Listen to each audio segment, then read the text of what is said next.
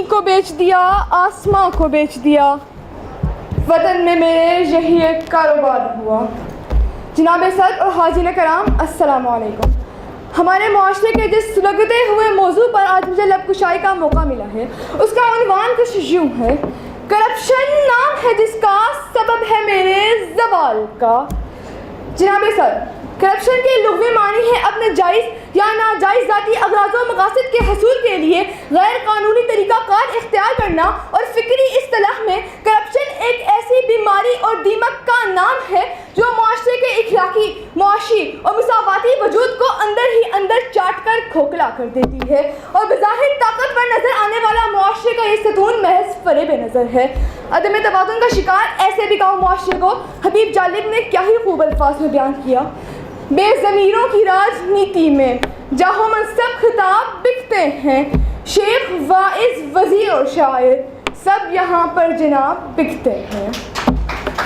جناب صدر، پاکستان کا وجود ہمارے اسلاف کی ان گنت قربانیوں، کوششوں اور بے شمار دعاؤں کا نتیجہ ہے۔ اس ساری جد و جہد کے دوران جس سنہرے اور روشن ملک کا خواب انہوں نے دیکھا، یقیناً آج کا پاکستان ان تعبیرات سے بہت دور اور مختلف نظر آتا ہے۔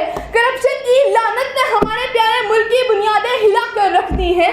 بہترین قدرتی وسائل، معدنی دولت اور افرادی قوت کے باوجود ہم دنیا میں ایک ترقی پذیر ملک کی حیثیت سے جانے جاتے ہیں، اور نظام مملکت چلانے کے لیے ہاتھوں میں کشکول تھامے دنیا بھر کی ٹھوکریں کھاتے پھر رہے ہیں۔ ملک کے سرکاری اور نیم سرکاری نظام کا کوئی ادارہ یہ دعویٰ نہیں کر سکتا کہ وہ کرپشن کے اس موذی مرض سے پاک ہے۔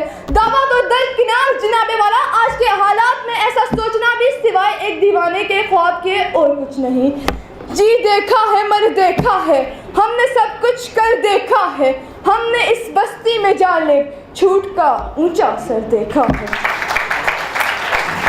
کرپشن زدہ ناجائز ذرائع سے دولت کے حصول اور اس کے بیجا غلط استعمال نے معاشرے کو ایک ایسے طبقاتی نظام میں تبدیل کر دیا ہے جہاں پر حلال ذرائع آمدن والے کے پاس اپنے بنیادی حقوق کے حصول کے لیے ماسوائے سرکاری دفاتر، عدالتوں اور ہسپتالوں کے چکر، لمبی لائنوں، کل کے جھوٹے وعدوں اور مسلسل ایک بے یقینی کیفیت کے علاوہ کچھ خاص نہیں ہے، جبکہ رکے ہوئے سرکاری کاموں کو پہیہ لگانے کی اصلاحات زبان زد عام ہے اور پیسے کا استعمال ہی قانون اور ضابطے کی بنیاد ہے۔ زنجیر عدل میں نے نہ ہلائی، اس لیے ہر جرم تیرے شہر میں دستور ہو گیا۔ کرپشن کے پروردہ اس حبل زدہ اور تعفن سے آلودہ معاشرے نے ہمارے ملکوں کو ترقی کے میدانوں میں آگے لے جانے کے بجائے تنزلی کا شکار کیا ہے۔